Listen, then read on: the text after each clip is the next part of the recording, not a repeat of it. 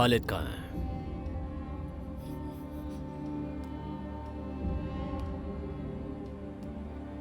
मैंने पूछा खालिद कहाँ है?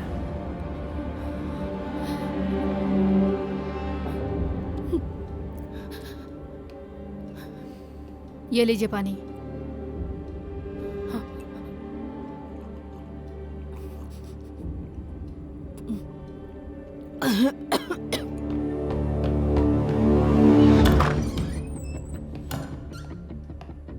सर,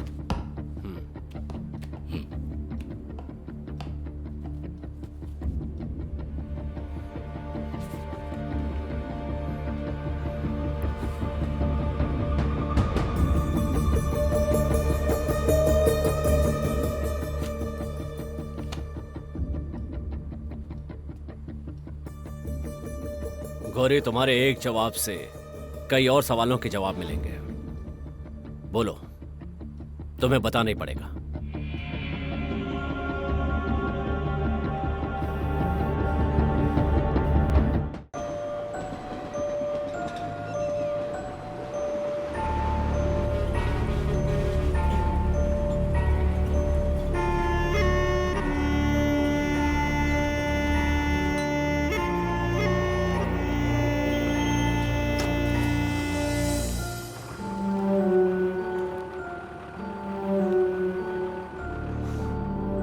खालिद कहाँ है?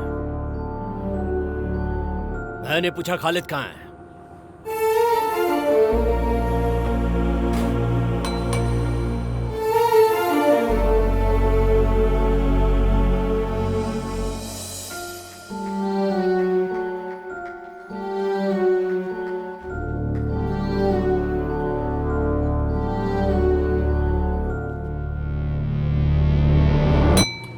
मिर्चन मिर्चन। हाँ, वो बैग तो दो। चलो आगे। दीदी, एक चाय। हाँ,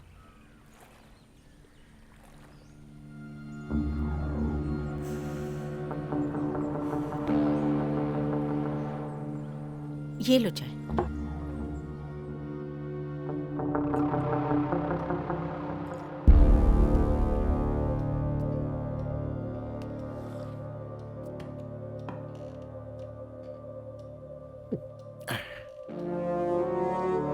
खेती में जो सब्जी आती है उसकी फसल काट कर ये खालिद डिलीवरी देने जाता है साहब। वैन उसी की है क्या? हाँ, वैन उसकी खुद की है साहब। वो वहीं रहकर काम करता है और गौरी से कोर्ट मैरिज की है, ये जानते हैं। आगे बताओ।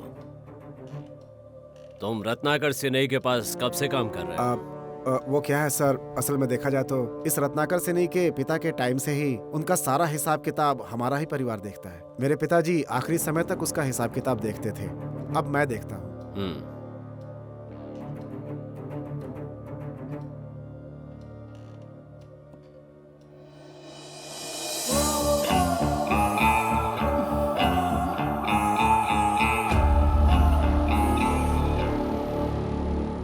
अरे हाँ, वो तो सही है। मालिक बताते ही होंगे।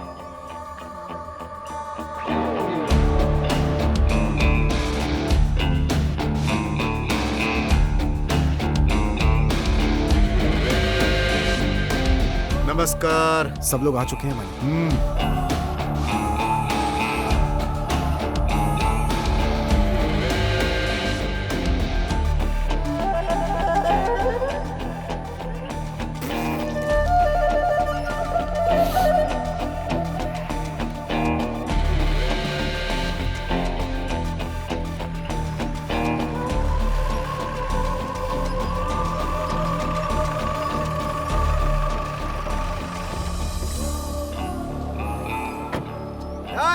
राहुल, आज क्या मिला है? आज तो कुछ भी नहीं मिला, बस 2 खरगोश और 1 डुक्कर, बस इतना ही। अच्छा, ओ हो। हाँ, इनकी किस्मत में ही मौत है। अरे मैं जो बोल रहा हूँ तुझे समझ नहीं आ रहा है क्या? इधर आ रे। लाइए। बड़े बाबू आज पंचायत। हेलो, मालिक अभी बिजी है। कभी नहीं होगी। ए सुन, हमने कहा ना पंचायत नहीं होगी। लेकिन मैं 1.5 महीने से इंतजार कर रहा अरे तुझे समझ में नहीं आता, पंचायत कभी नहीं होगी। तूने इसको समझाया नहीं क्या? समझा दिया है भाई। हूँ। लेकिन बड़े बाबू, अरे तुझसे कहा ना मैंने, पंचायत नहीं होगी। हम इतने काबिल लोग हो नहीं गया इतना ना, समझ चलो ले। जाओ। आइए मालिक। हटो रे। अरे साहब तो इधर ही बैठे। नमस्ते नमस्कार। नमस्ते हाँ। सर। क्या हुआ? वो क्या है ना, हमारी जमीन के बगल में फॉरेस्ट की जमीन भी मिली हुई है, ऐसा विलेज ऑफिसर का कहना है। अरे तो इसमें मैं क्या कर सकता हूँ? आप उसे खरीद लीजिए। ठीक है, खरीद लेंगे। वहाँ तो डुक्कर भी पलट कर नहीं देखेंगे, ऐसी जमीन है वो। हम कुछ ज्यादा खरीदेंगे। बहुत बढ़िया, ज्यादा खरीद मेरे लीजिए। पास नौकर है ना। हाँ सुधाकर, जी भैया। अपने नौकरों को ले जाओ और कल से ही काम शुरू कर दो। हाँ ठीक है। तुम जरा ध्यान रखना। जी मालिक। मालकिन, हाँ सारा तुम? हाँ मैं ना अभी मंदिर जाकर आई। मालिक और बेटे के लिए मैंने मन्नत भी मांगी। ओ, ये प्रसाद मैं आप लोगों के लिए लाई हूँ। पूजा में तुम्हारे जितने पैसे लगे हैं मैं देती हूँ। हे भगवान, ये लो, इससे रख लो। इसकी क्या जरूरत थी? कोई बात नहीं। आप कितनी समझदार हैं मालकिन। ये लीजिए। चाचा खुश तो हो ना? हाँ बेटा। ए, वो फोटो खींच रहा है, तुझे दिखाई नहीं दे रहा है? उधर जाके खड़ा हो। आप इधर आ जाइए।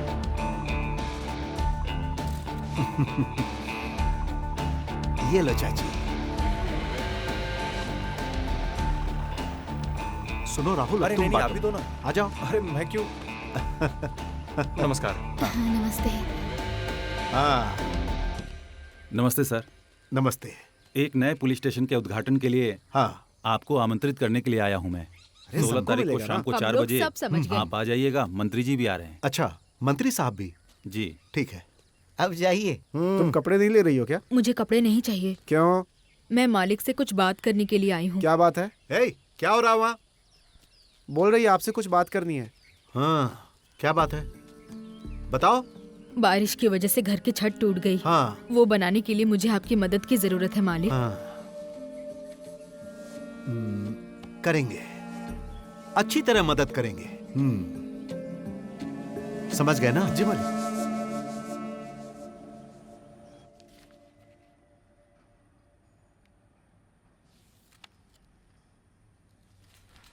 चाय क्यों नहीं पी रही? अब इस वक्त मैं चाय नहीं पीती मैडम। तो फिर बताओ। सच कहूँ तो अनाथ बच्चों की हमेशा मदद करने वाली का नाम है गौरी। और एक बार वेडमपट्टी गांव में जब बाढ़ आई थी, उसमें पूरी बस्ती डूब गई थी मैडम। उसका तो पूरा परिवार उसी में उजड़ गया। जिस दिन ये हादसा हुआ उस दिन कहीं वो बाहर गई थी और इसी वजह से वो बच गई।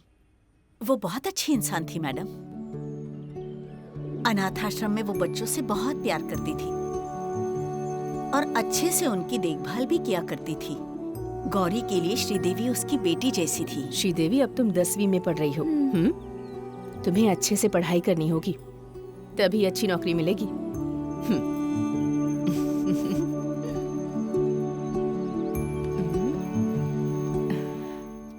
इसका मतलब रत्नाकर सेनाई ने आश्रम के लिए जगह दी और लोगों की सहायता भी की। बहुत अच्छा इंसान है वो, है ना? ऐसा कुछ भी नहीं है साहब। वो लोगों की भलाई तो करता है, लेकिन कभी कभी आश्रम भी जाया करता था। उसका वहां जाना ही सारी समस्या की जड़ थी।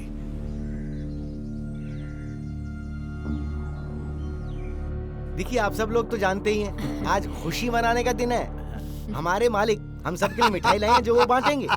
सही कहा। हाँ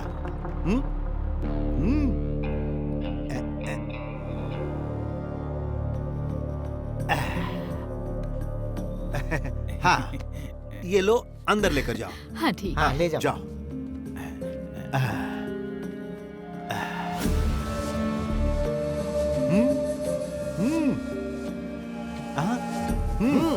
आ जाओ बेटा। आ जाओ।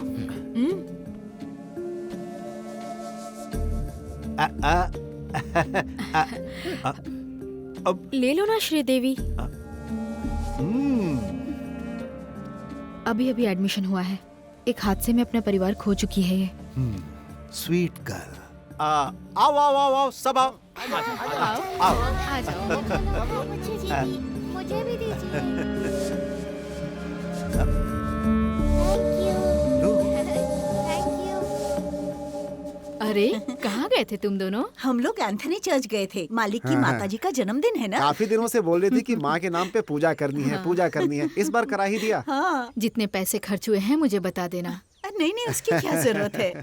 ये लो। इसमें क्या है, लड्डू है। हाँ चलो अब अंदर चलते हैं। अरे सारे खुद मत खा लेना, मेरे लिए भी रख दो। ठीक है, रख दूंगी।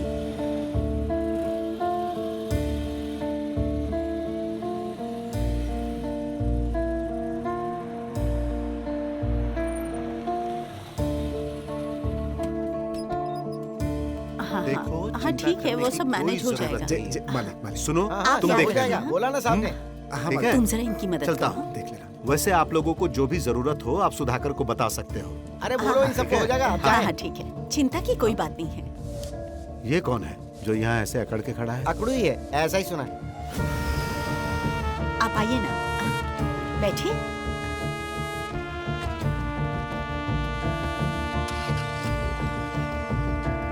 चलिए ना। हाँ।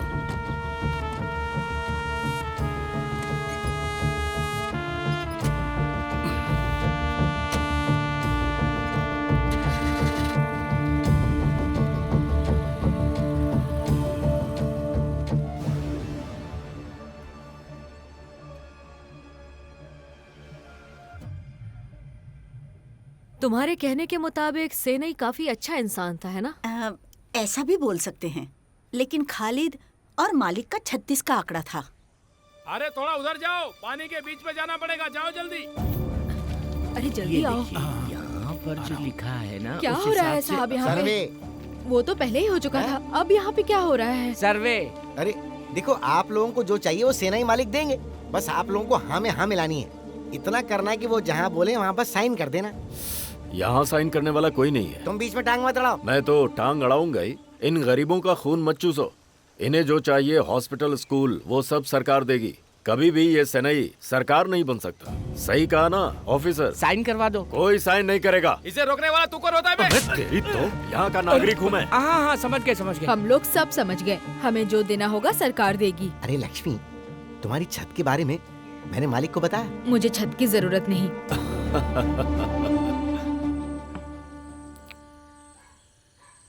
वो अच्छे काम करता है ये तो ठीक है, लेकिन वो आदमी सही नहीं है। वो जो कर रहा है उसके पीछे कोई वजह है। पापी लोग अपने पाप को धोने के लिए इस तरह का काम जरूर करते हैं।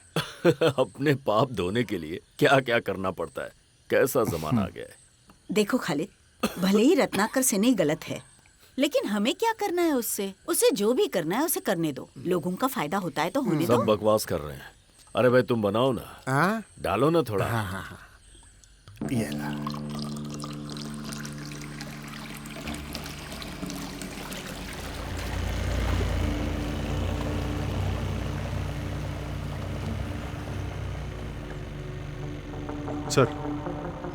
सर मैं उसको ट्रैक कर रहा हूँ सर। हाँ okay, keep trekking him. Okay sir.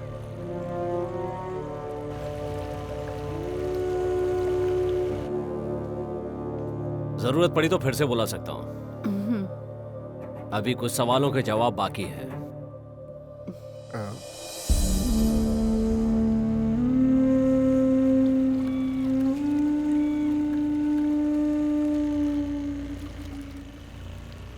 सुनो भाई, सुबह सुबह समुद्र में लहर ज्यादा है क्या? अरे बहुत बढ़िया लहर है, सुबह की बात ही कुछ और है। चलो शुरू करो।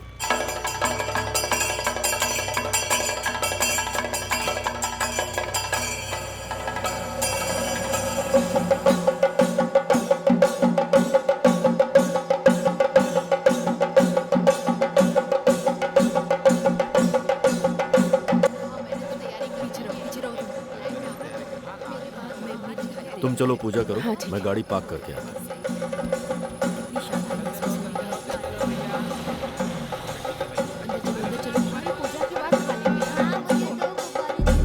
अरे हाँ, सारी सेटिंग हो चुकी है, आ जाइए।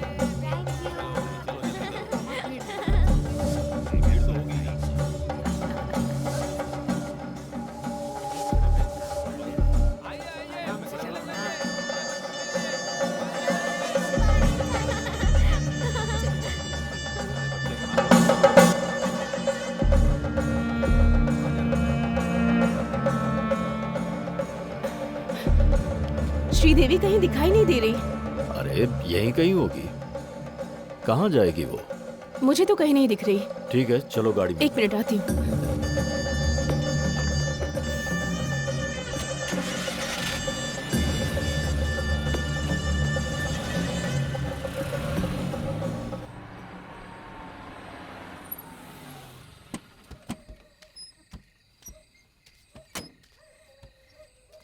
श्रीदेवी,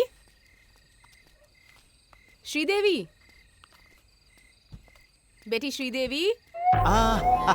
श्रीदेवी, मैं श्रीदेवी। वाह, आजा आजा। ए, आओ ना। अरे आओ, क्या हुआ? आ जाओ आ जाओ। अरे कुछ नहीं होगा, आ जा। अरे कुछ नहीं होगा। ए, मेरी बात सुनो, मेरी बात मान लो। हाँ, कुछ नहीं होगा। अरे मान लो मेरी बात। कहा ना, क्या कर रही हो? सादा नखरे मत दिखाओ। छोड़ दो उसे। बाहर जाओ, बाहर जाओ। मैंने कहा बाहर जाओ। छोड़ उसे।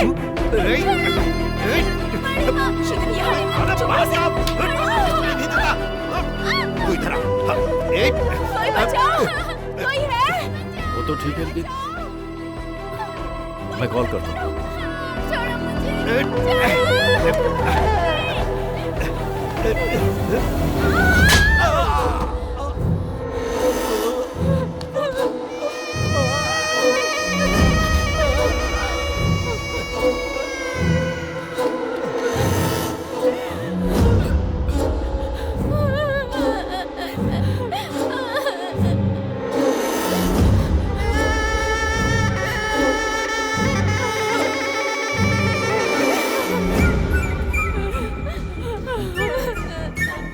जल्दी आओ।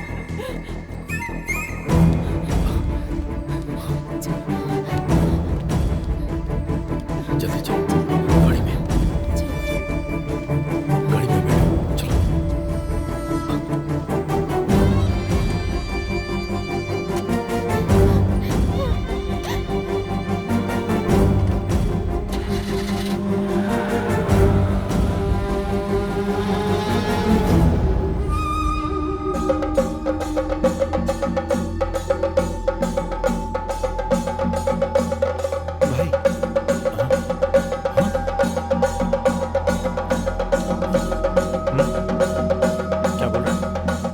जल्दी करो, देरी हो रही है। अरे बंद तो करने दो। लो आ गए, ये भी अच्छे समय पे आए हैं।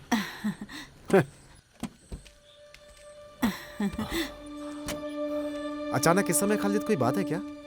दरअसल वो रत्नाकर सेनई ने श्रीदेवी से जबरदस्ती की, तभी गौरी के हाथ में एक कंदील आ गया जिसे उसने उसके सिर पर मार दिया। क्या कहा? लगता है वो मर चुका है। देखो भाई, इसे हम यहाँ छोड़कर जा रहे हैं, इसका ध्यान रखना भाई। देखो बेटी, अगर कभी पुलिस यहाँ आती है और तुमसे कुछ पूछताछ करती है तो कुछ बताना मत, हम जल्द ही तुम्हें लेने आएंगे। हाँ, मुझसे रहा नहीं गया और हम चलते हैं। बड़ी माँ।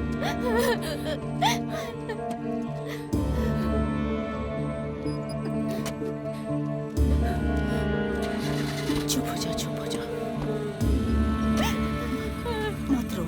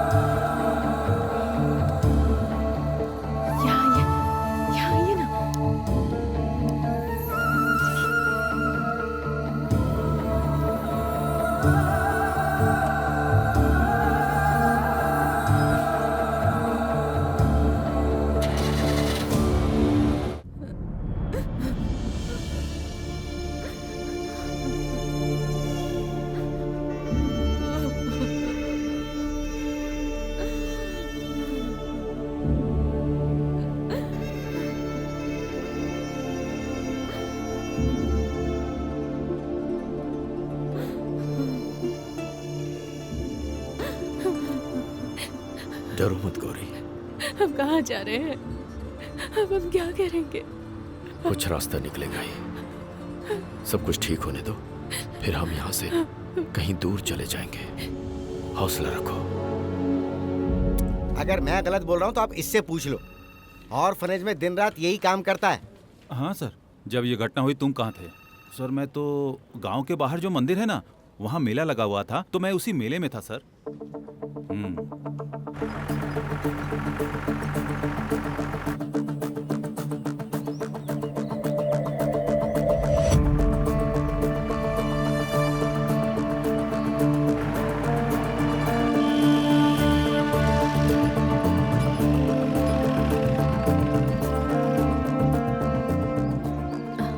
खालिद कहाँ है? मुझे नहीं पता सर। और गौरी? उसका भी नहीं पता। तुम लोग जाकर अंदर देखो। ठीक है सर। तुम कहाँ काम करती हो? यहाँ बगल के गांव में। कोई नहीं है सर। पूछताछ के लिए जब भी बुलाया जाए आ जाना, समझी?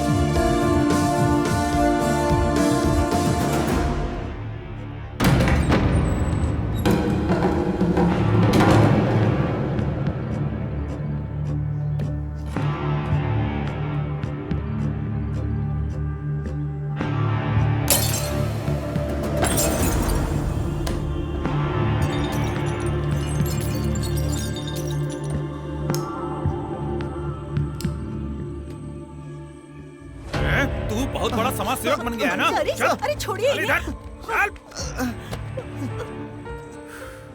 खालिद कहाँ है? मैं कुछ नहीं जानता। देख मुझे पता है। तुझे मालूम है वो कहाँ है? मैंने कहा ना छोटे मालिक, मैं कुछ नहीं जानता। सच बोल।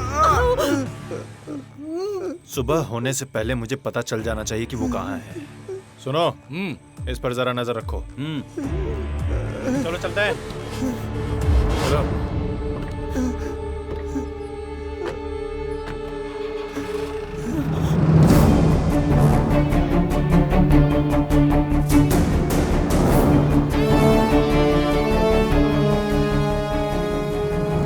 खालिद की मदद मैं क्यों करूंगा साहब? ऐसा क्या रिश्ता है आपके और खालिद के बीच में? वो और मैं बचपन से एक साथ खेले कूदे पले बड़े। जब उसकी माँ मर गई तो वो मेरे साथ रहने लगा। मेरा बेटा जिस दिन जाने वाला था उसी दिन वो एक गाड़ी से टकरा गया। ये एक इत्तेफाक था और मेरा बेटा उसी वार्ड में था। उस दिन उसे बचाने के लिए खालिद ने ही मेरा साथ दिया था। हाँ। वो सब रहने दो, खालिद को बुलाओ। वैसे तुम सरकार के खिलाफ झूठी गवाही का अंजाम जानते हो ना?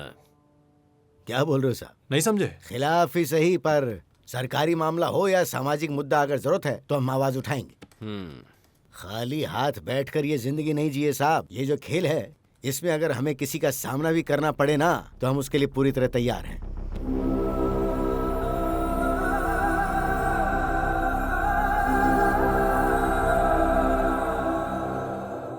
क्या तुमने उसकी हेल्प की, ये जानते हुए भी कि खूनी है तुमने उसकी मदद की? कोई खून करके आए तो उसे छुपा कर रखना नेक काम है क्या? बोलो, क्या यही देशभक्ति है? हाँ, बताओ, सच बताओ क्या हुआ था? मैं खालिद और गौरी को लेकर थोड़ी दूर पर अपने बिरादरी वालों के घर ले गया था। उसको ड्राइविंग के काम पर भी लगाया और खालिद ने वहां काम भी किया। उन्हें ठहरने के लिए एक घर का इंतजाम भी करके दिया और वहीं पर गौरी गर्भवती हुई और फिर वहां पर उन्हें एक बच्ची हुई।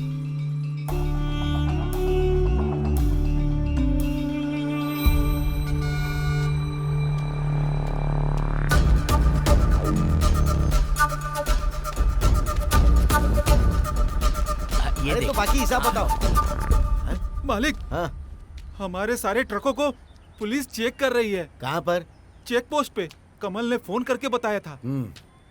तुम अपनी गाड़ी निकालो। हाँ? गाड़ी निकालो।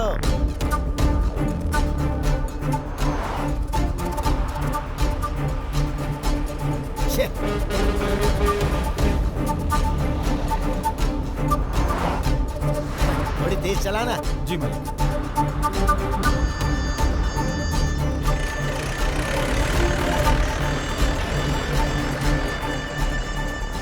देखो खालिद, इतने दिनों बाद भी पुलिस हमारे पीछे लगी है। इसका मतलब पुलिस के हाथ में कोई तो सुराग जरूर लगा है। कुछ दिनों तक सबकी भलाई इसी में ही है कि जगह बदल लो। पर मैं गौरी को अकेला छोड़कर, इस सब का मेरे पास एक रास्ता है। बाबना गांव में एक छोटा सा घर मैं ढूंढ रहा था। जब नीलम्बा थी तब मैंने खरीद दिया था। तुम्हें वहां ढूंढते हुए कोई नहीं पहुंच पाएगा। फिर भी मेरे बिना वो बच्चे को अकेले लेकर कैसे रहेगी? वहाँ मेरा एक खास आदमी है जो पहले आर्मी में था। उसी के कारखाने में गौरी के काम का इंतजाम हो जाएगा। क्या बोलते हो? ज्यादा सोचने की जरूरत नहीं है, निकलते हैं। जाओ अपना सामान बांध लो, जाओ। और चलो।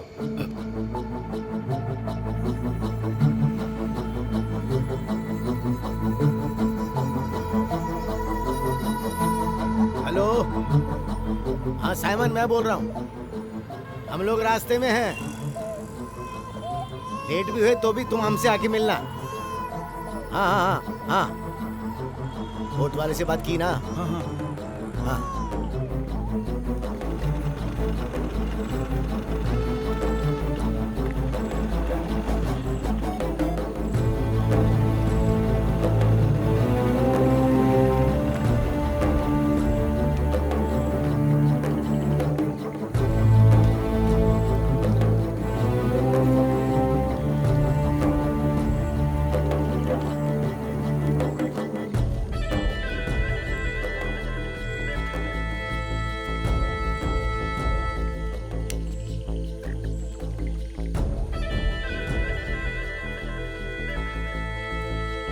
अरे साइमन। जी मालिक। किसी को बुला के इस जगह की सफाई तो करवाओ। ठीक है। आ जाओ, आ जाओ। छे।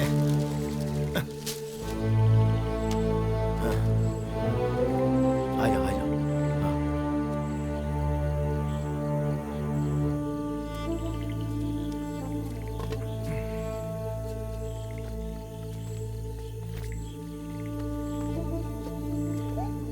गौरी, मैंने जो बोला याद है ना? अगर कोई पूछे तो कहना पति मुंबई रहता है। यहाँ मैंने सबको यही बोल के रखा है। अब हमें चलना चाहिए, चलो। गौरी, डरना मत, बस कुछ ही दिनों की बात है, सब ठीक हो जाएगा, चिंता मत करो। ये लो, कुछ पैसे रख लो, जरूरत पड़ने पर कांटेक्ट करना।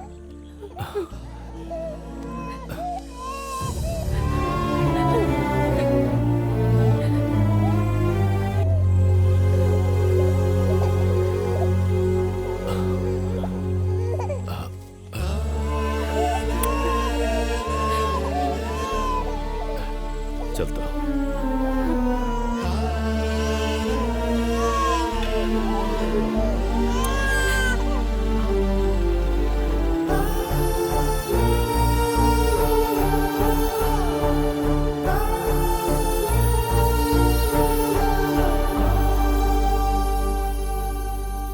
वो नाव से रवाना तो हो गया था, लेकिन बाद में पता चला कि वो पानी में डूब गया।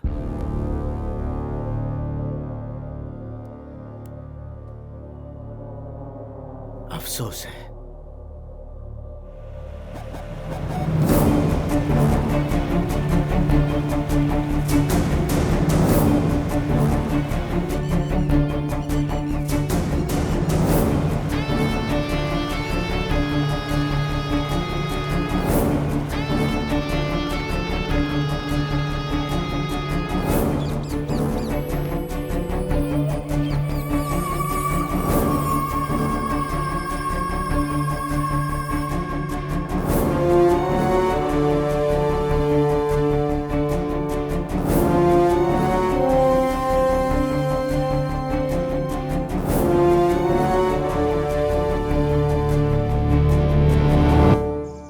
इस बात को बहुत दिन हो चुके हैं। आप जो जगह बता रहे हैं लेटन बुलन गांव में है, खारी जमीन है। उसका सर्वे नंबर है 126/16। उस मासन नायर की बेटी है और दामोदर नाम के आदमी की बीवी लीला, उम्र 57। बाकी कुल मिलाकर इनके ही नाम पर है वो जगह जो आप बता रही हैं। बाद में पेपर में कोई बदलाव तो नहीं हुआ ना? नहीं नहीं नहीं। जल्द से जल्द उस जगह की सारी डिटेल पुलिस को सौंप दो आप। जी जरूर।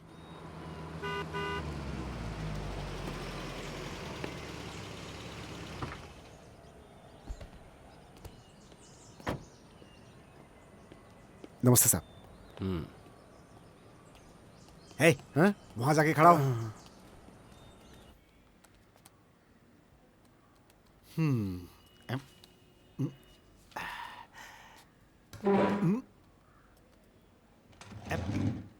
बस ऐसे ही किया था।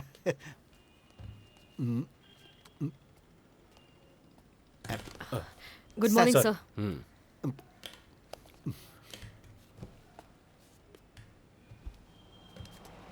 वो कारखाना तुम ही चलाते हो? हाँ हाँ हाँ। उसका फौजी से क्या रिश्ता है? फौजी भी मैं ही हूँ सर। मैं कुछ साल फौज में था, इसीलिए यहाँ के लोग मुझे आर्मी नाम से बुलाते हैं। सर इसी गांव में मेरा घर है। रिटायर होने के बाद मैं कारखाना चलाने लगा। अब तो 3 औरतें भी काम पर लग गई, उनकी लड़की भी है। मेरी बात सुनो। हाँ सर तुमसे जो सवाल कर रहे हैं बस उतना ही जवाब दो। ओह अच्छा। हाँ। ये बताओ कि गौरी तुम्हारे पास कब से काम कर रही है? गौरी हमारे कारखाने ये में सुनो, उसे 3 साल हो गए हैं, ये पता है हमें। शुरू से बताओ। अब 3 साल पहले की। अगर 3 साल पहले से शुरू करूं तो गौरी को मेरे रस्सी के कारखाने में काम पर लगाने के लिए दामोदर भाई लेकर आए थे। तब मैं आर्मी से रिटर्न आया भी नहीं था। उस समय मैंने अपने कारखाने को चलाने के लिए दूसरे को दिया हुआ था। पहले वो मेरे भाई रवि के पास काम करती थी। रवि का कपड़े सिलाई का कारखाना था, लेकिन बाद में किसी कारण से वो कारखाना बंद हो गया। वापस आने के बाद मैंने अपनी रस्सी का कारखाना अपने हाथ में लिया और गौरी को काम पर रख लिया। 3 साल पहले जहाँ तक मुझे याद है बस ऐसा ही हुआ था। अरे उमा, तुम्हारे लोन का क्या हुआ? क्या बोले बैंक वाले? अरे अब मैं क्या बोलूं दीदी, हर दिन कुछ अलग ही बोलते हैं। परेशान कर दिया है। कभी ये पेपर ले आओ, कभी वो पेपर ले आओ। एक छोटे से लोन के लिए इतने सारे सवाल, बाप रे। हम जैसे लोगों को कौन लोन देगा? ऐसे लोगों को लोन मिलता है जो उनको चूना लगाकर भाग जाते हैं। सही कहा। कल के अखबार में लिखा था एक आदमी 3,000 करोड़ लोन लेके भाग गया। 3,000 करोड़।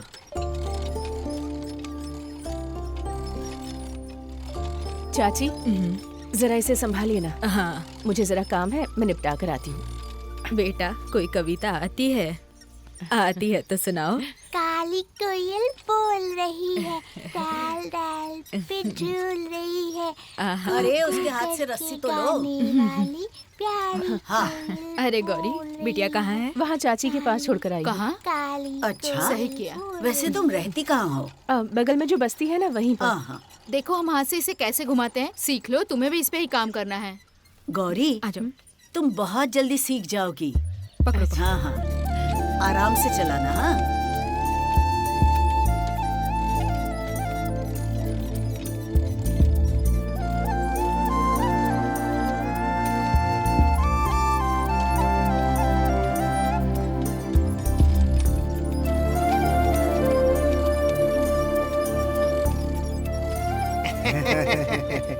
ये जो लद्दाख लद्दाख बोलते हैं उसके बारे में तुम्हें कुछ पता है? ऐसा क्या लद्दाख में? अरे वहाँ पहाड़ है। अच्छा। बहुत सारे पेड़ हैं ओहो। और भी बहुत कुछ है भाई। मैंने वहीं पर अपनी आंखों से मौत को भी देखा था। दीदी सुना, इसने मौत को भी देखा है। बस ऐसे ही फेंकता रहता है। आधी रात का वक्त था। मैं अपने बचपन के दोस्त से मिलकर आ रहा था तो रास्ते में। क्या कहा, बचपन का दोस्त? अरे तुम्हें क्या लगता है जब मैं इस वक्त इतना सुंदर दिखता हूँ तो पहले कैसा दिखता होऊंगा? अरे खुद भी सोच लिया करो। सुनो, हमारे आर्मी के ग्रुप का एक नाम भी था। क्या था? अरे राज कपूर ग्रुप। राज कपूर की फिल्म बहुत देखते थे क्या? अरे मालती, सब खाना खत्म हो गया क्या? हाँ मालिक। बाकी कहानी मैं रात को 2 पैग मारने के बाद विस्तार से बताऊंगा। गौरी अभी नहीं आई है। वैसे तुम्हारे पति मुंबई में है ना? वहाँ वो करता क्या है? फल की दुकान है। हाँ, फिर वो बांद्रा में होगा। बांद्रा में। मुझे वहाँ की हर जगह के बारे में अच्छी तरह से पता है। मामा को गाना गाकर सुनाओ।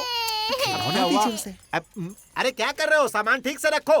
हाँ, मामा नहीं है, फेंकू मामा। जल्दी आओ। आता हूँ। कभी मामा कभी दादा। फौज में थे, ये झूठ है ना? अरे नहीं साहब। तो वॉचमैन थे क्या? ये दिखता भी वैसा ही है। सर अब मैं आपको खुल कर बताता हूँ। मैं बांगुड़ मिलिट्री कैंप में था। वो क्या है ना साहब, पहले मैं कैंप के सामने मछली मटन घी में अच्छी तरह पकाकर होटल चलाता था। मेरा खाना एक मिलिट्री वाले को बहुत अच्छा लगा और वो मेजर के पास ले जाकर मुझे कुक बना दिया। देखो, सर जो पूछ रहे हैं सिर्फ उतना ही जवाब दो। इसके साथ में एक और आदमी था ना? हाँ, उमेश। बुलाओ उसे। Okay sir. तुम कम्युनिस्ट हो क्या? अरे नहीं सर, आप बोलोगे तो मैं बन जाऊंगा। सुनो, साहब बुला रहे हैं, अंदर चलो। जी चलता हूँ। नमस्ते। चलो वहाँ खड़े हो जाओ। जी सर। आप हैं? तुम्हारा ही नाम उमेश है क्या? जी मैडम। इस आदमी को तुम कब से जानते हो? इसके साथ तुम्हारा रिश्ता क्या है? 5 साल से इनके साथ काम कर रहा हूँ मैं, एकदम परछाई की तरह। ये नहीं थे तो सब कुछ मैं ही देखता था। इन्होंने कभी मुझे पराया नहीं समझा। मुझे अपने भाई की तरह प्यार करते हैं ये, लेकिन औरतों को देखते ही थोड़ा बहक जाते हैं। मैंने इनको बहुत समझाया, लेकिन आदत से मजबूर है ये। मैंने कहा कि सारा स्टाफ शादीशुदा है, लेकिन झपट्टा मारना छोड़ते ही नहीं है। अरे जो पूछा जाए सिर्फ उसी का जवाब दो, फालतू बकबक क्यों कर रहे हो तुम? फालतू क्या, सब सच है। सुनो, उसे बोलने दो, आगे बोलो। इनको मैंने विनीता और विमला से मेल जोल ना बढ़ाने के लिए समझाया। उनके भाइयों ने जब आकर इनको कूटा था तो मैंने ही बचाया था इनको। विनीता, विमला, वैशाली, सारे नाम वी से ही शुरू हो रहे हैं। सर वी फॉर विक्ट्री है ना सर? अरे साहब, वी से कोई मतलब नहीं है, A to Z कोई भी चलेगी, बस औरत होनी चाहिए। तू बाहर तो मिल, चाय पिलाएंगे क्या? हाँ, और कोई बात तो नहीं है? कंट्रोल रूम में इन्फॉर्म कर दो। हाँ। होटल वाले मेजर, तुम जाओ। सर कभी बुलाऊं तो? जब भी बुलाएंगे मैं आऊंगा सर। हाँ। साहब मैं भी निकलूं?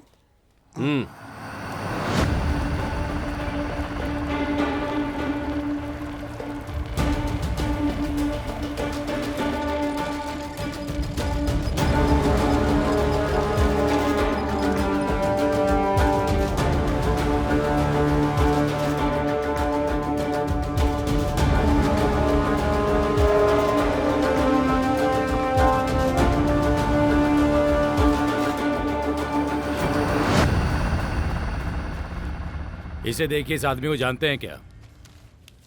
जमानत पे बाहर आया पर अभी तक दिखा नहीं। बहुत बड़ा अपराधी है ये। मुझे इसके बारे में सारी डिटेल्स चाहिए। सर, जो भी पैरोल पर जाते हैं वो लोग हर हाल में हाजिरी लगाने जरूर आते हैं। कुछ लोग जेल लौट आते हैं और कुछ भाग जाते हैं, कुछ आत्महत्या कर लेते हैं।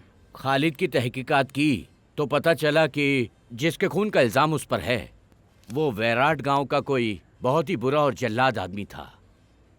उसके खून का बदला लेने के लिए उस आदमी का बेटा भी खालिद का इंतजार कर रहा था। फिर खालिद के बारे में मुझे जब पता चला कि जिसने उसका नाम पैरोल के लिए रिकमेंड किया था उनका नाम था रामानुज।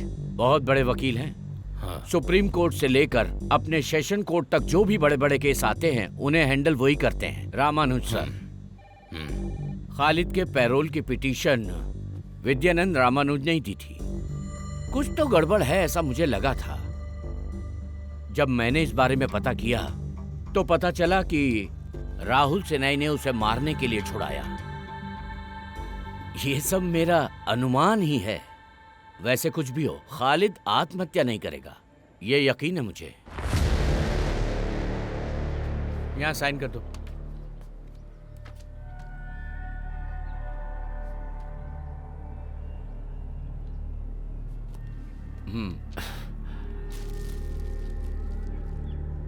धन्यवाद साहब।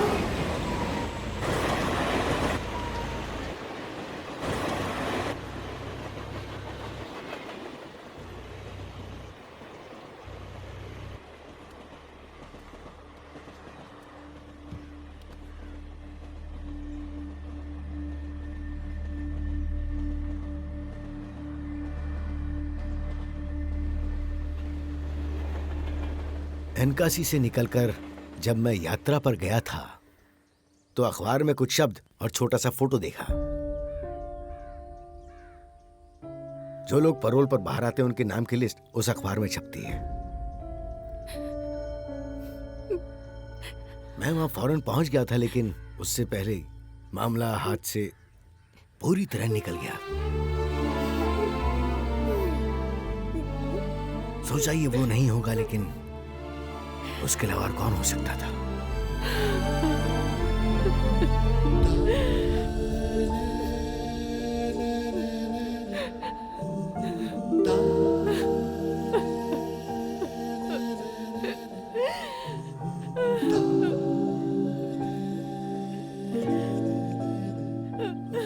गौरी, तुम और तुम्हारी बच्ची जब तक चाहे यहाँ रह सकते हो। वो मेरे अपने खून जैसा था, एक सगे भाई की तरह था मेरे लिए। किसी चीज की जरूरत हो तो मुझे याद कर लेना। इस बच्ची को लेकर अब अकेले ही जीना है ना, इसके बारे में किसी को बताना मत। वक्त सभी के लिए अपने अलग अलग फैसले सुनाता है, पर एक बात है, उसके नाम मिलने से हम सब बच गए हैं।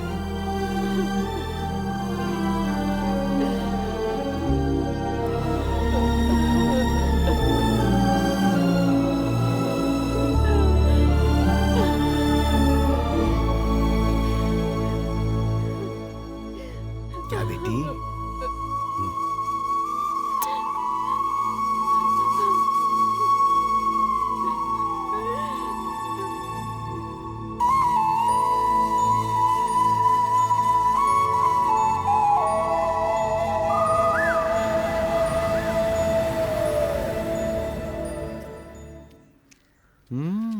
मैसेज देखकर भी जवाब नहीं दिया। तू क्या देख आगे रहा आओ, है? चल साइन काम करो। कर। इस साल तो तुम्हारे पति बॉम्बे से आ रहे हैं ना? मेरे पिताजी आएंगे। अच्छा। आएंगे।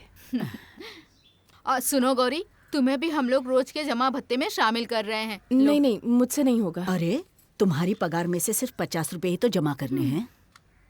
जरूरत पड़ने पे पैसे काम आते हैं। हाँ। अगर किसी का उधार हुआ तो भी चुका सकते हैं ना। हाँ, मेरी तो? बात मानो तुम। हो गया जा। गौरी, जल्दी आकर पगार ले लो।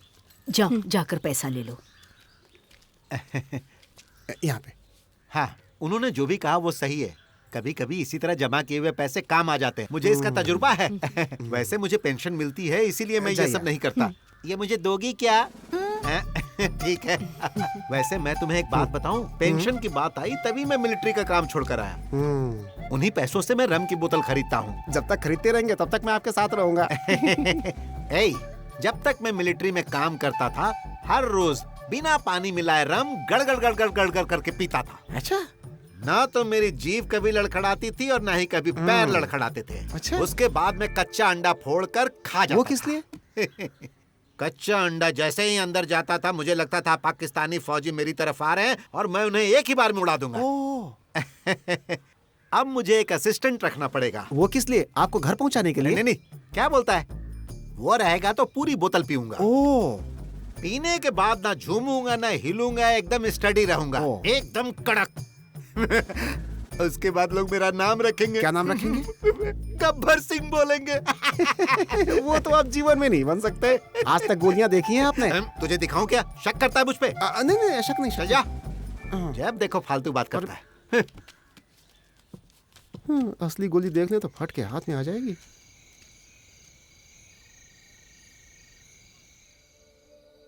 पूनम कब है माँ? इस महीने के आखिर में।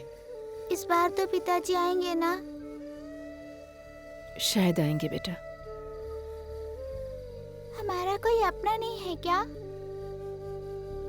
हम दोनों को चाहने वाला कोई नहीं है। चाहने वाला मतलब? मेरा मतलब जो हम दोनों की फिक्र करे, हमारे बारे में सोचे, वो तो भगवान के पास चला गया। इसलिए अब सो जाओ, रात बहुत हो गई है। चलो। पिताजी कैसे आएंगे? पिताजी कैसे आएंगे बोलो ना। पिताजी ना अपनी जो पुरानी गाड़ी है ना, उसे लेकर यहाँ पर आएंगे और एक ना एक दिन तुम्हें अपने साथ ले जाएंगे।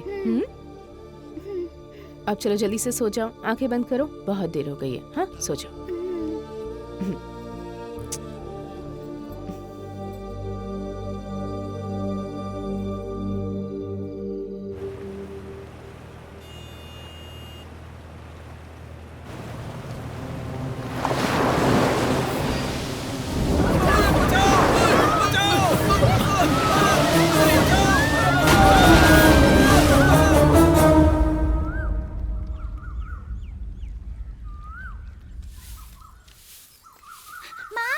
हाँ पिताजी आ गए। क्या? पिताजी आ गए। पिताजी? हाँ। कहाँ? वो पानी में तैर के आए हैं। चलो ना माँ, चलो ना जल्दी। पिताजी, पिताजी, पिताजी। अरे तू चुप करना।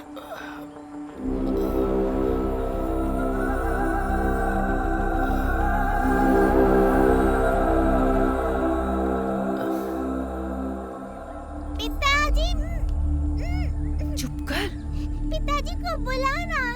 चुप रहना बेटा। माँ, पिताजी को बुलाओ, बुलाओ ना उनको। पानी।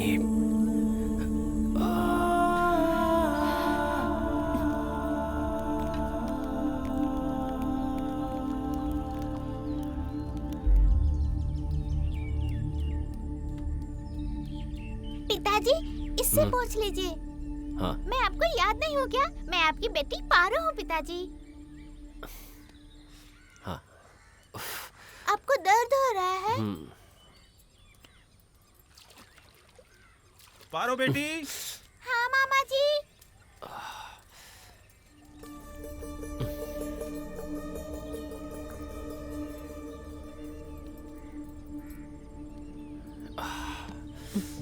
कौन है आप? और यहाँ किस लिए आए हैं? घबराइए मत, चलने लायक हो जाऊंगा तो यहाँ से चला जाऊंगा। मणि मामा। हाँ बोलो बेटी। मेरे पिताजी आ गए मुंबई से। कब आए? आज सुबह आए हैं। क्या लेकर आए हैं तुम्हारे लिए? ठीक है, बाद में बताना। हाँ। पिताजी, मणि मामा ने पूछा है आप मेरे लिए क्या क्या लाए हैं? पिताजी का सारा सामान पानी में डूब गया बेटा। पिताजी तुम्हें हर चीज खरीद के देंगे, ठीक है? वैसे तुम्हारा स्कूल नहीं आज? माँ मुझे स्कूल ही नहीं भेजती। अब यहाँ पास में कोई अच्छा स्कूल नहीं है ना, इसीलिए। बच्चों को स्कूल भेजना चाहिए, उन्हें स्कूल न भेजकर बहुत बड़ी गलती करते हैं। पारो आ जाओ, चलो।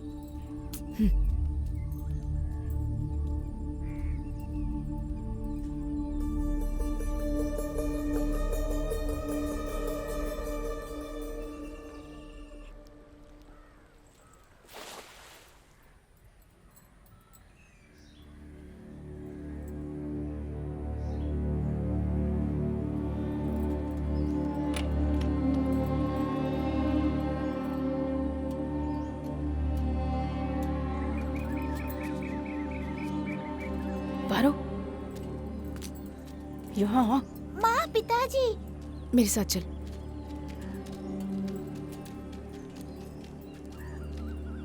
क्या देख रही है? चल।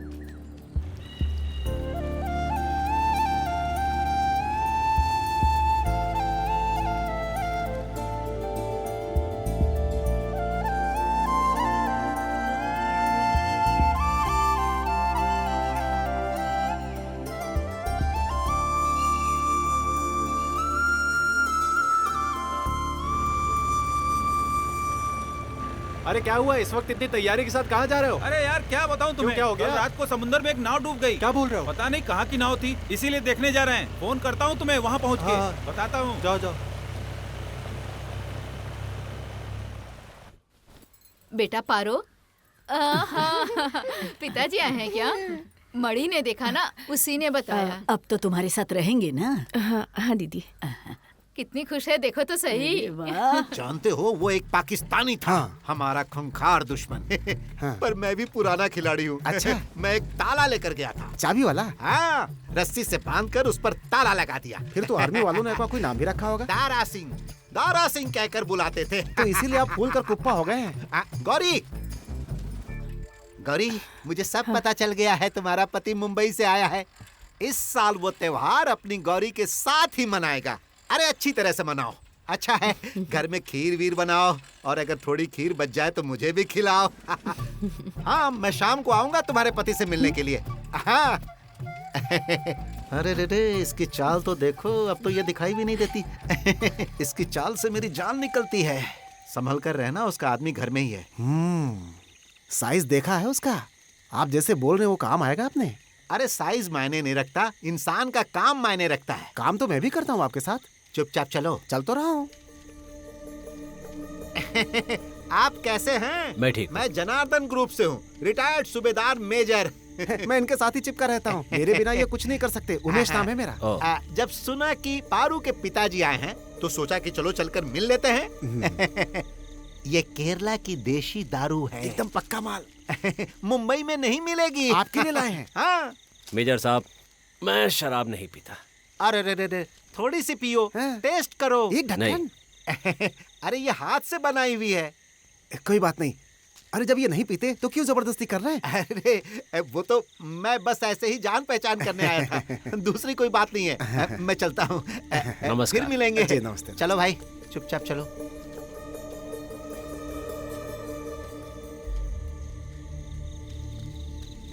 ए सुन, अब हम लोग इस बोतल का क्या करें? करेंगे क्या? पिएंगे, नाचेंगे, गाएंगे। तू गाएगा, नाचेगा, और मैं तुझे लात मारूंगा। मार दो साहब, लेकिन नाचने तो दो। बड़ा आया नाचने गाने वाला।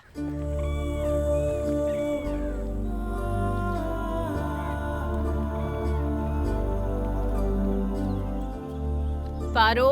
हाँ। यहाँ से ऐसे, इस तरह। पारो। इस तरफ से पकड़ना है। पारो, चल हमें जाना है। क्या हुआ? नहीं, मैं नहीं आऊंगी आपके साथ। मैंने कहा ना, हमें जाना है। चल चल ना, कहा ना मैंने, आने के लिए कह रही हूँ ना। अरे रहने दीजिए ना, मैं संभाल लूंगा। आप नहीं, जाइए। इसका यह रहना ठीक नहीं है। आप डरिए मत, मैं इसके साथ हूँ। पारो, पानी में बिल्कुल मत जाना। हाँ। सुनिए, शाम को लौटते वक्त अखबार ले आएंगी?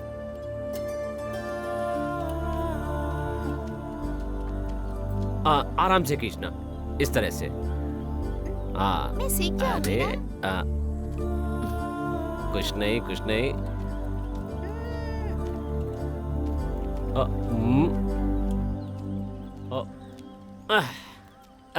ये तो खाली है।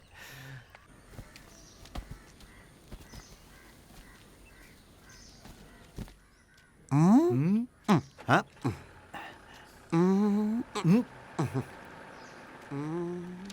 हे, क्या इसमें सब गड़बड़ लग रहा है? हिसाब है, ऊपर नीचे तो होता ही है साहब। अरे यार, मेरा दिमाग मत खा। इसके हिसाब से किसी ने कुछ भी नहीं खाया, ना तुमने कुछ खाया, ना मैंने कुछ खाया, और इसके बाद भी। ए गौरी, मान गया मैं तेरे पति को। हे, आज के जमाने में भला ऐसा इंसान कहाँ मिलेगा जो बिल्कुल भी दारू नहीं पीता हो। बहुत अच्छा इंसान है वो। दोस्ती ना भी हुई तो आते जाते उससे हिंदी सीख ही लूंगा। गौरी, इनको कभी दरवाजे पे फटकने मत देना। हिंदी के बहाने उसे पीना सिखा देंगे, मुसीबत तुम्हारी बढ़ जाएगी। देखता हूँ। ये हो गए 99। हाँ, 100। रस्सी के कारखाने में खून। एक रस्सी के कारखाने में लड़की से मालिक ने गलत बर्ताव किया तो वो खबर छोड़, कोई दूसरी खबर नहीं पढ़ सकता। केरल में बच्चियों को अगवा करने के मामले बहुत बढ़ गए हैं। एक चौंकाने वाला मामला प्रदेश में सामने आया है कि भिखारियों का एक बहुत बड़ा गैंग बच्चों को अगवा करके उन्हें भीख मांगने के लिए लगा देता है। अखबार में कोई अच्छी खबर नहीं है? ऐसा तो नहीं कि तुम मन से ही बोले जा रहा है? अब यहाँ जो छपा है वही पढ़ रहा हूँ मैं। तुझे ऐसी ही खबरें दिखती हैं। मेरी क्या गलती है?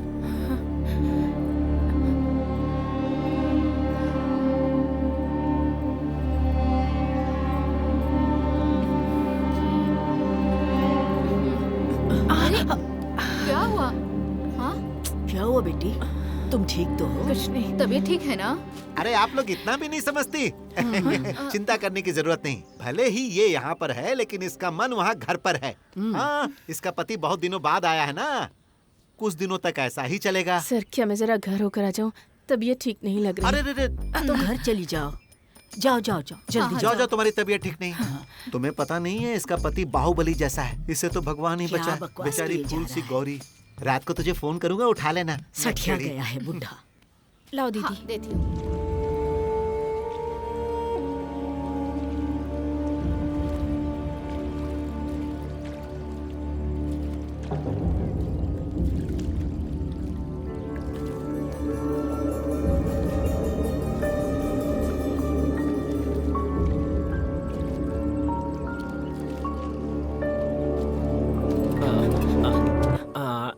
ऐसे ये ऐसे और ऐसे। हाँ ये ठीक है।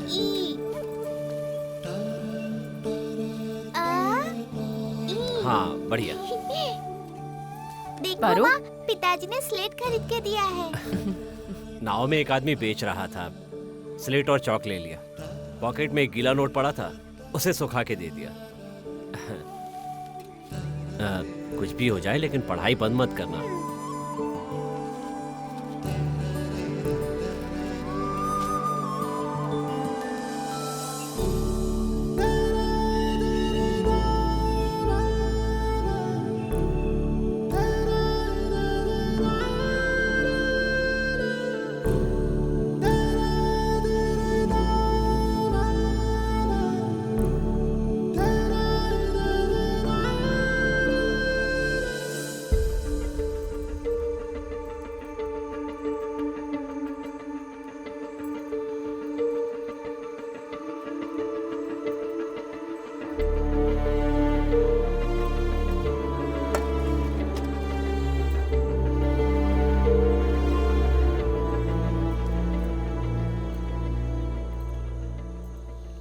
कौन है?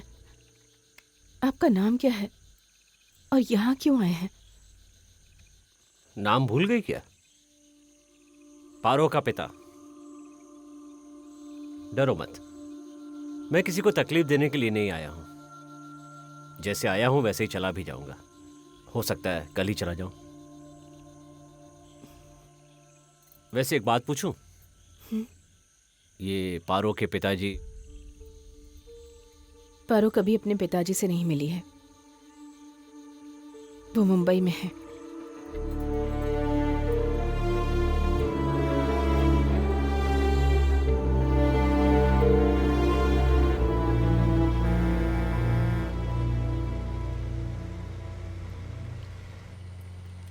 लो, अब खुद लिखो।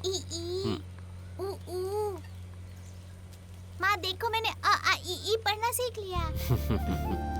समझदार बच्ची है, सुबह सुबह स्लेट लेकर आ गई। पारो चल। आज पिताजी के साथ ही रहूंगी। इन्होंने कहा है कि आज ये मुझे ABCD लिखना सिखाएंगे। इस रस्सी के काम में कितनी दिहाड़ी मिलती है? 50 रुपए खर्च करने के बाद भी 150 रुपए बच जाते हैं।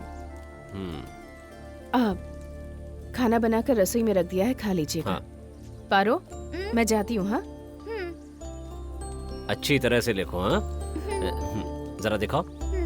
हाँ ऐसे ऐसे लिखना है।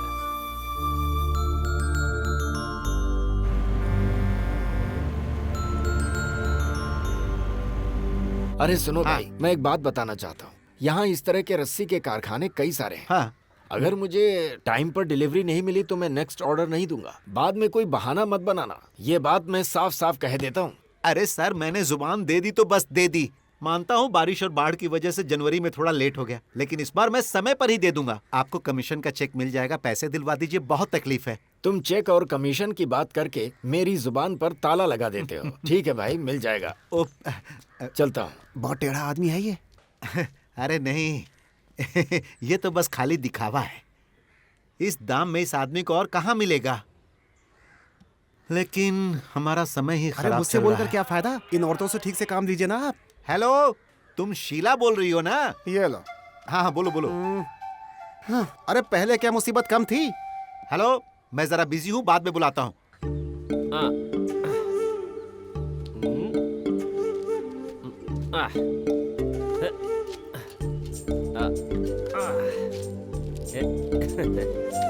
Omelette chocolate, omelette chocolate.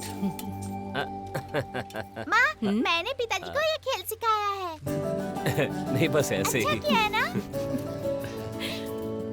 बेटिया अब तुम खेलो। अरे अरे वो पत्थर, वो अच्छा, ये लो पकड़ो।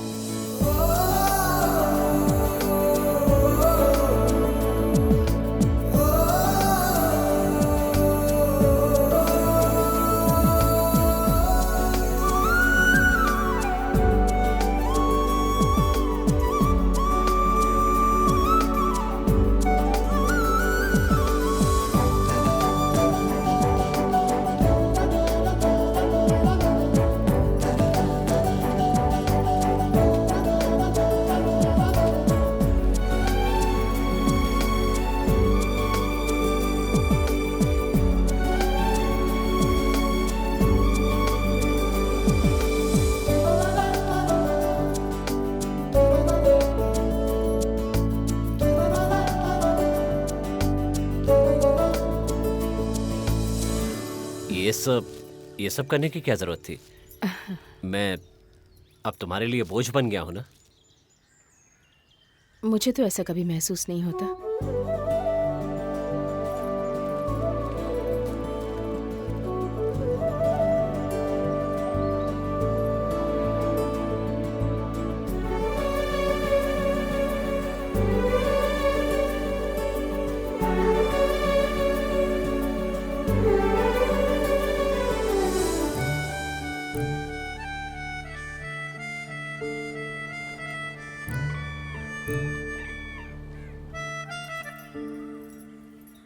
पारो, उसे रख दो, हाथ कट जाएगा। बात नहीं सुनती। पारो, पारो यहाँ आओ। पिताजी बुला रहे हैं। क्या है पिताजी? पारो बेटी। क्या है पिताजी? मैं सोच रहा हूँ कि चला जाऊँ। कहाँ जाएंगे? अरे पिताजी को काम पर जाना है। नहीं, मत जाइए ना आप। जल्दी वापस आ जाऊंगा। हाँ? मत जाइए ना पिताजी, नहीं जाइए, नहीं कहा ना वापस आ जाऊंगा। पारो, उन्हें जाने दो बेटा, उन्हें काम पर जाना है। यहाँ छोड़ो बेटा, रो मत, मैं आ जाऊंगा। अब जरा पकड़ो इसे। हाँ, मत जाइए ना पिताजी। पारो मेरी बात सुनो, यहाँ आओ बेटा। छोड़ो बेटी, जाने दो उन्हें। समझा करो। पारो, पापा को जाना पड़ेगा बेटी। वो जल्दी आ जाएंगे बेटा। छोड़ो ना बेटा। मैं आ जाऊंगा वापस। अरे अरे पारो, क्या हो गया इसे? पारो, पारो, जरा पानी लेकर आइए, मैं इसे संभालूंगा, आप जाइए। पारो, पारो आँख खोलो। बेटी, पारो बेटी।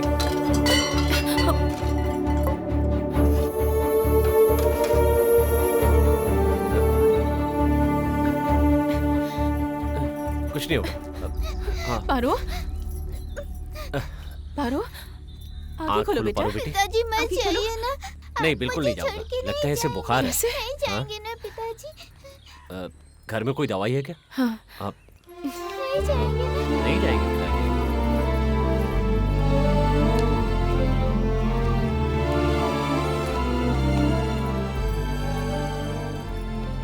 कहा ना पिताजी कहीं नहीं जाएंगे। लो दवाई ले लो। हाँ हाँ, वाह अच्छी बच्ची। P low P low P low. इसे जरा आराम करने दो। हाँ जा। अच्छा, इसे अंदर सुला देती हूँ।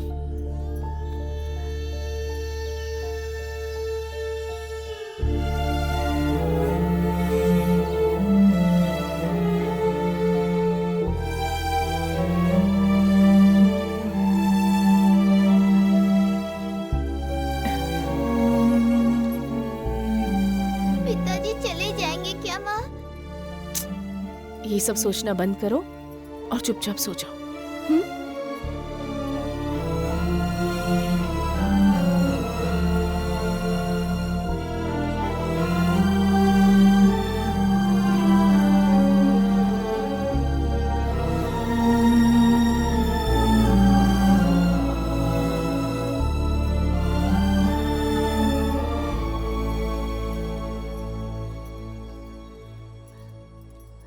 अब कैसी है?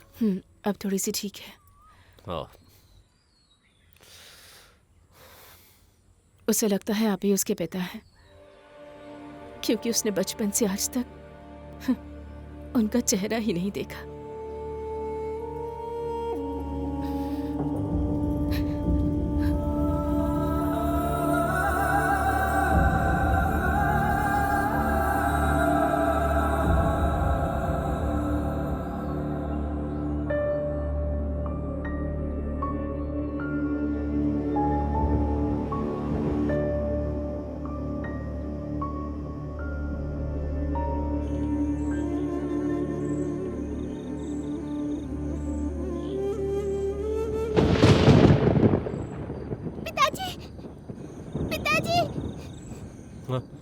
पिताजी मत जाइए ना। बेटी, बेटी, पारो, मैं यहीं पर हूँ। हाँ, यहीं पर हूँ।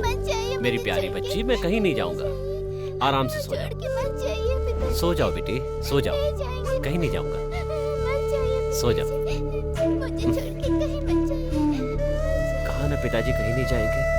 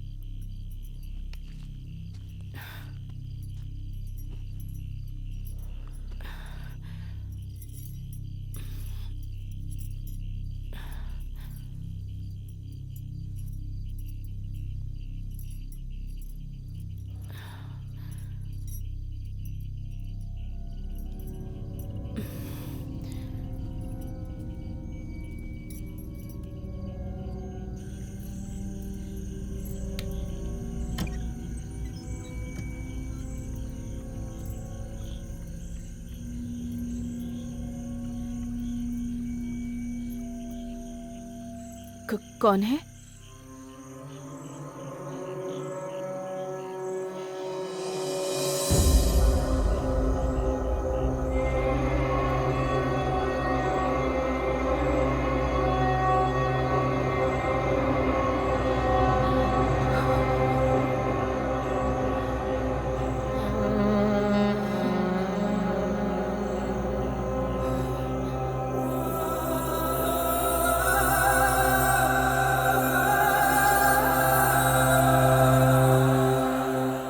सोचा था मैं मर गया हूं ना।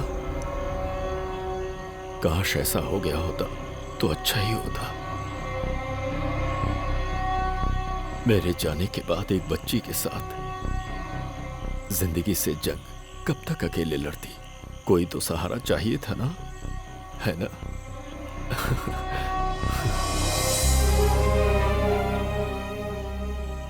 कभी कभी मैं सोचा करता था कि किस तरह से लोगों की जिंदगियां बदल जाती हैं। अब मैं भी उन्हीं में आ गया हूं। सोचा नहीं था ऐसा होगा।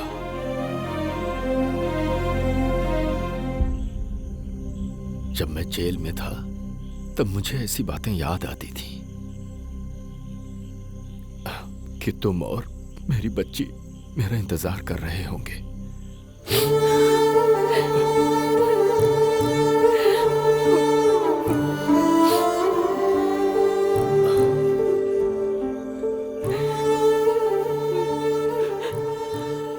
कौन है ये मैं नहीं पूछूंगा।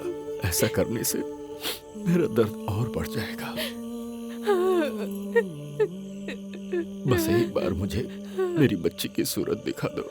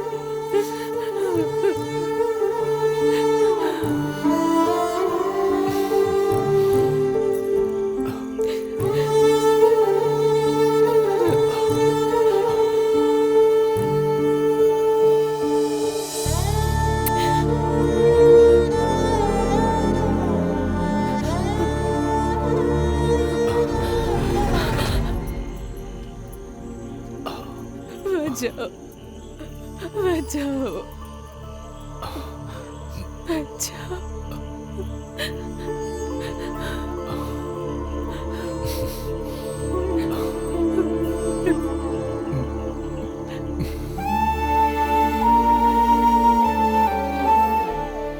हमेशा खुश रहो।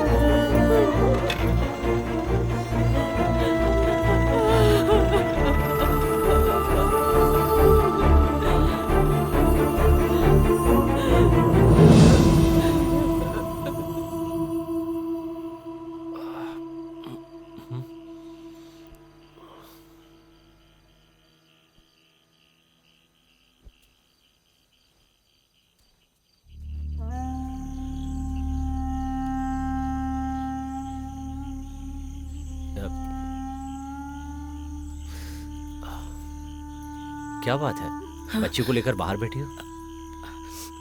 वो नींद नहीं आ रही थी इसीलिए बाहर आ गए।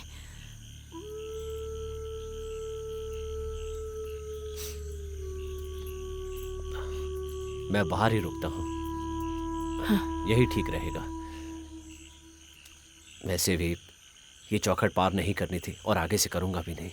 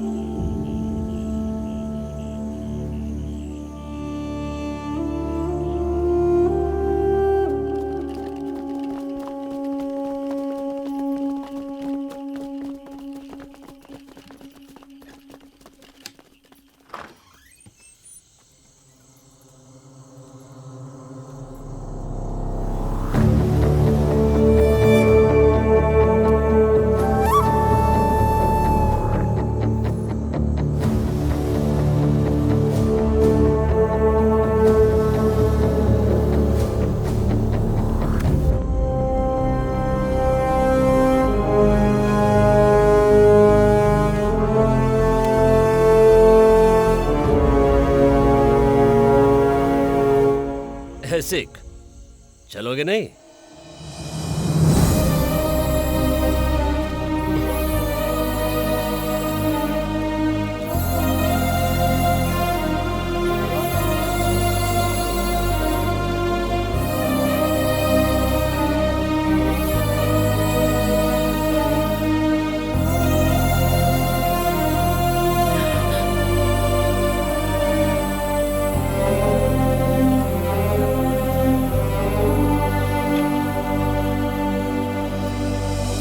Officers, gun salute! Arms up!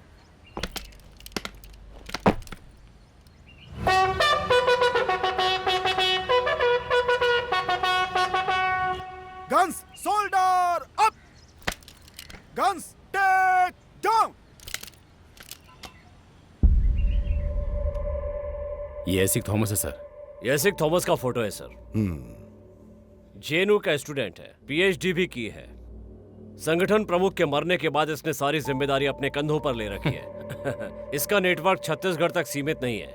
Andhra में जो 2 एमएलए को गोली मारी गई थी ना, उसके पीछे भी इसी आदमी का हाथ है।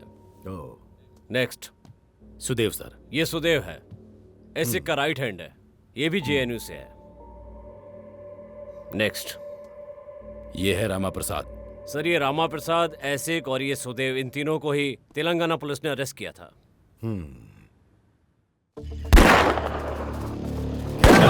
रुक जाओ, तुम आगे से जाओ। रुक जाओ, छोड़ना मत उसे।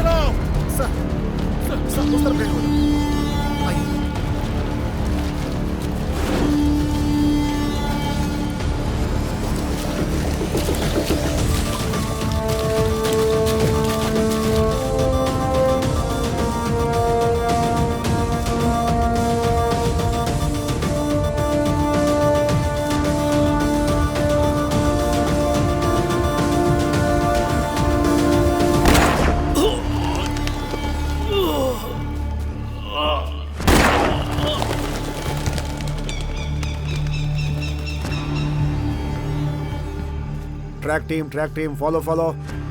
All men follow up. All men follow up. Move.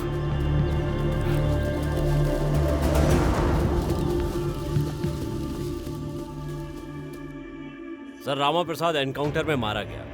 फिर सुदेव और एसिक के बीच में थोड़ी अनबन हो गई। मामला इंटरनेशनल और इंडस्ट्रियल सिक्योरिटी का होने की वजह से तेलंगाना पुलिस ने ये मामला हमें सौंप दिया।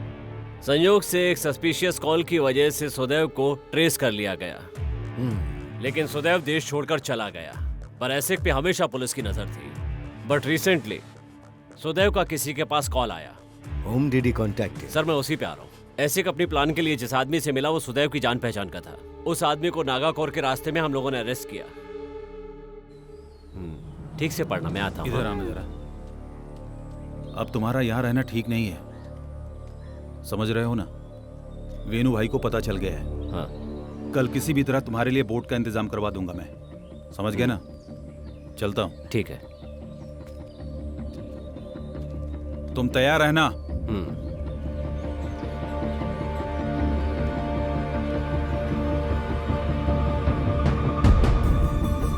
पिताजी,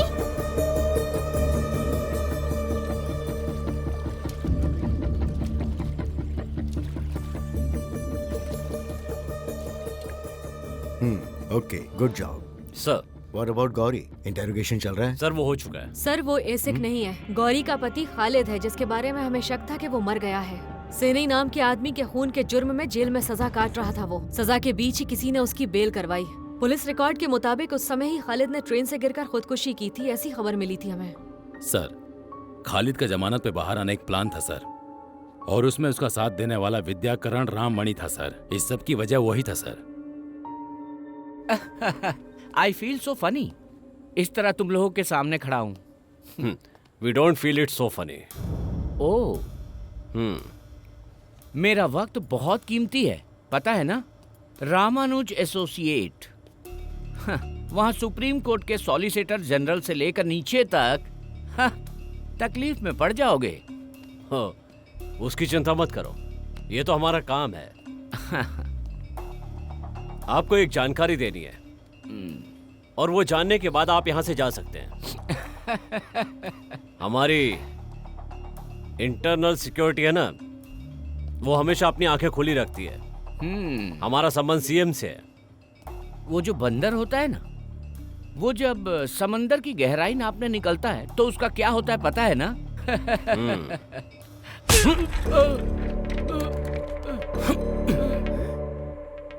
समंदर तो तूने देखा होगा, लेकिन उसकी गहराई आज दिखाता हूं तुझे। अपना मुंह खोलेगा तोड़ना शुरू करे। बताता हूँ सर। सर प्लीज बताता हूँ सर। हमें साफ साफ बताओ विद्याकरण राममणि के बारे में।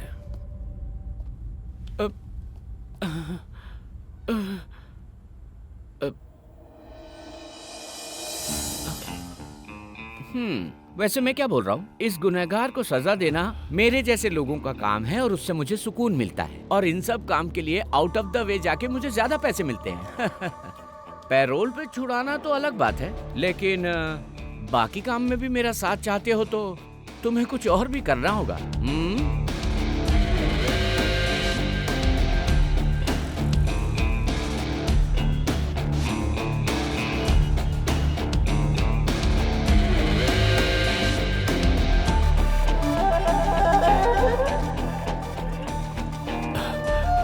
कितना हुआ भैया? 300 रुपया साहब।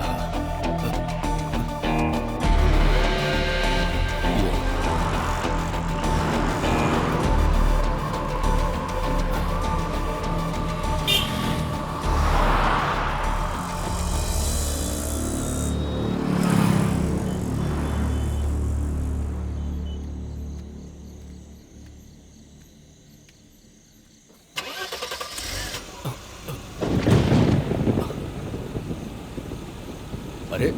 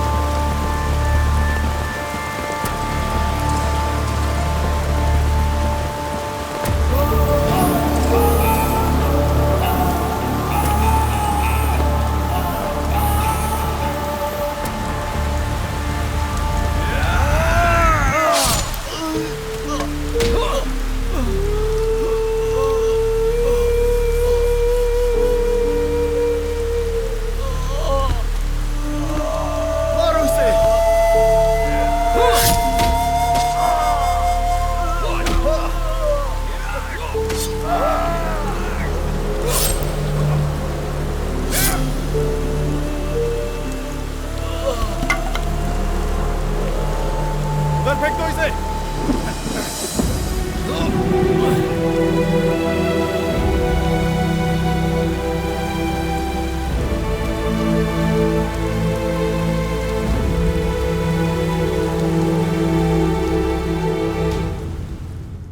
ये जो खालिद है, वेयर इज ही नाउ?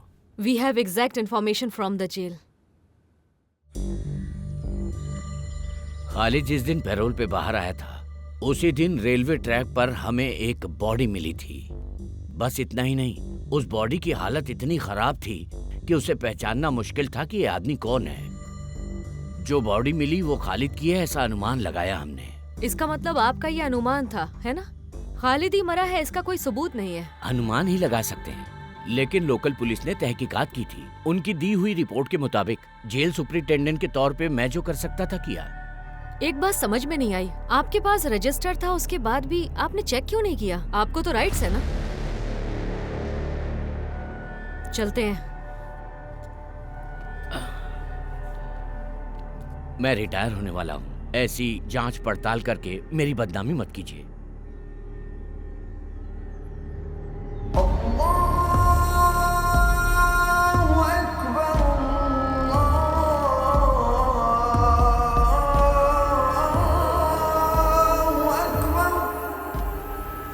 को ढूंढने के चक्कर में हमने पूरा इंडिया घूम लिया।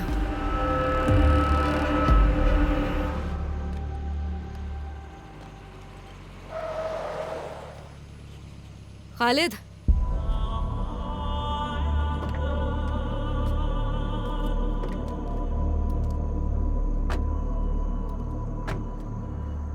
खालिद, हमें तुमसे कुछ सवालों का जवाब चाहिए।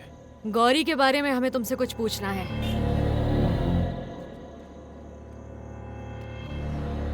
जब तक मैं जिंदा हूं तब तक आपको सारे सवालों के जवाब मिलेंगे। खालिद, हमें सब कुछ सच बताओ।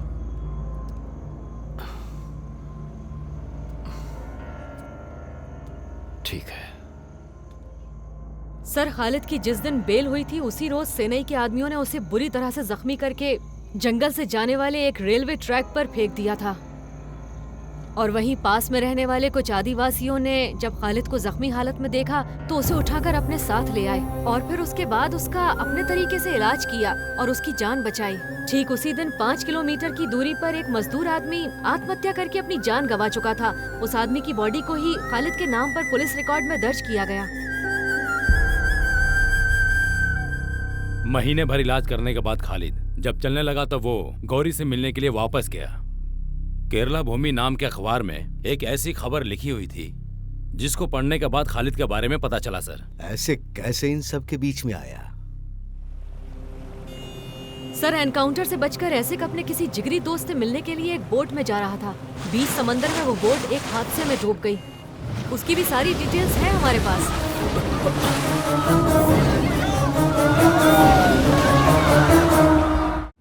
सर, उदिया प्राणम, उस अखबार का एडिटर, और उसकी पत्नी और सोशन थॉमस, इन सभी पर हमारी टीम की पैनी नजर थी, खासकर इनके कॉल रिकॉर्ड्स पर।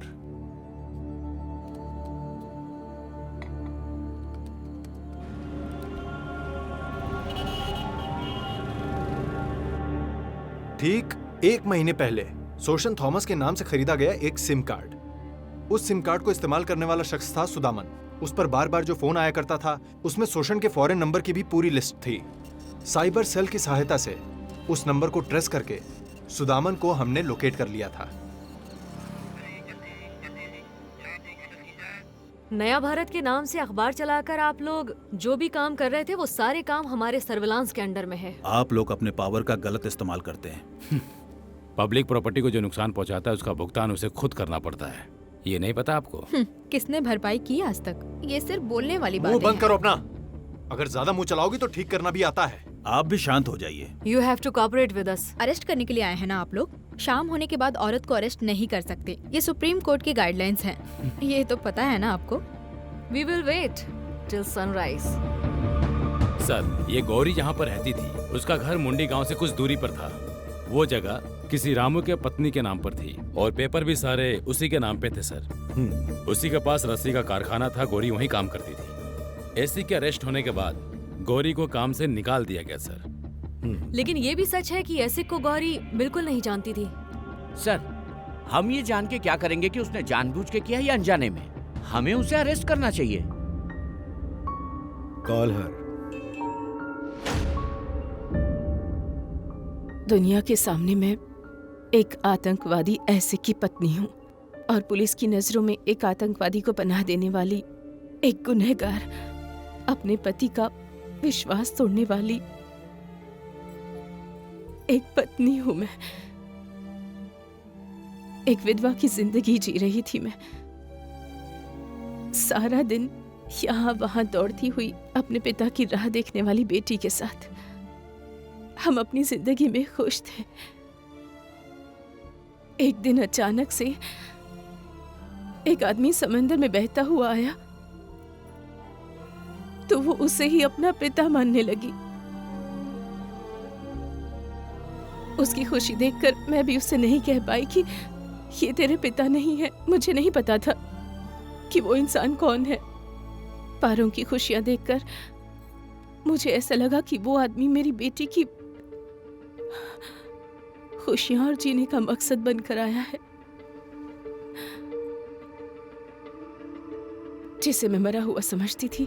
एक रात वो लौट कर आ गया। उस दिन मैं जीना ही नहीं चाहती थी।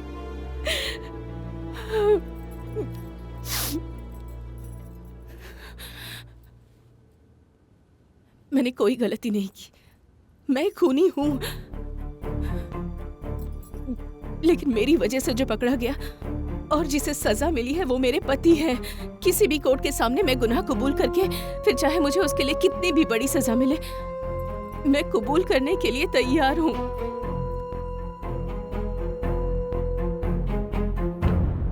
गौरी, तुम जरा बाहर ठहरो, हम बुलाते हैं। सर, खालिद ही गौरी का पति है, ये तो क्लियर है, और सेनाई का खून उसने किया है, ये बात उसने खुद कबूल की है। ऐसी स्थिति में हम दोनों केस ओपन कर सकते हैं सर। देखो, एसआईटी के सामने गौरी एक आतंकवादी नहीं है, और इस मामले में उसके खिलाफ हमारे पास किसी तरह का कोई सबूत नहीं। आयशक को उसने अनजाने में पनाह दी, बस उसकी सिर्फ इतनी सी ही गलती है। सर, ये खून का मामला है। अगर किसी औरत के पास इज्जत बचाने का कोई रास्ता ना हो तो वो खून कर सकती है, और यही सच भी है। सॉरी सर, लेकिन गुनहगार को कोर्ट ले जाकर पेश करना पुलिस का कर्तव्य है। उसके लिए रहम खाने की जरूरत नहीं है, अरेस्ट करते हैं। जोसेफ, गुनहगार को ढूंढकर उसके हाथ में हथकड़ी पहनाना ही हमारा काम नहीं है। जब गुनाह होता है तब उनकी मानसिक स्थिति और उनके हालात, हमें उसे भी देखना चाहिए। वैसे भी आजकल वीमेन एम्पावरमेंट का जमाना है। सर, खुद की इज्जत बचाने के लिए हथियार उठाने वाली कोई भी औरत हो, कानून का काम उसको सजा दिलाना नहीं, बचाना होता है। सर, सबूत के अभाव में न जाने कितने गुनहगार कानून की आंख में धूल झोंक कर बच जाते हैं एवरीडे। हमारा समाज भी उसी को अपमानित करता है जिसके साथ अन्याय हुआ है। अकेली औरत का जीना कितना मुश्किल है, ये तो आप जानते हैं। एक बच्ची को बाप का साया देना चाहा, गौरी का यही दोष है। तो आपका क्या निर्णय है सर? जैसा जोसेफ ने कहा था, ठीक वैसे ही हम गौरी को अरेस्ट करते, अगर सबूत होते तो। But let her go free.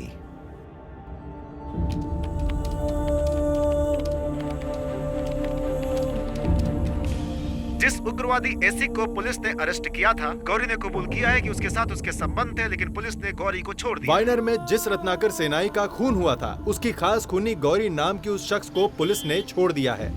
आखिर उसको किस बिनार पर छोड़ा गया है, इन सवालों का जवाब पाने के लिए काफी बहस हो रही है। अभी बताया गया कि गौरी बेगुनाह है। इस बात के पुख्ता सबूत तो नहीं है, लेकिन शतरंज के खेल में गौरी सिर्फ नाम के लिए गौरी नहीं, बल्कि उग्रवादी गौरी है। उसके लिए सबूत की जरूरत नहीं है। हालात किस तरह से एक भोले भाले इंसान को बदल कर रख देते हैं, गौरी इसकी मिसाल है, जिसकी जिंदगी की शुरुआत यहां से होती है।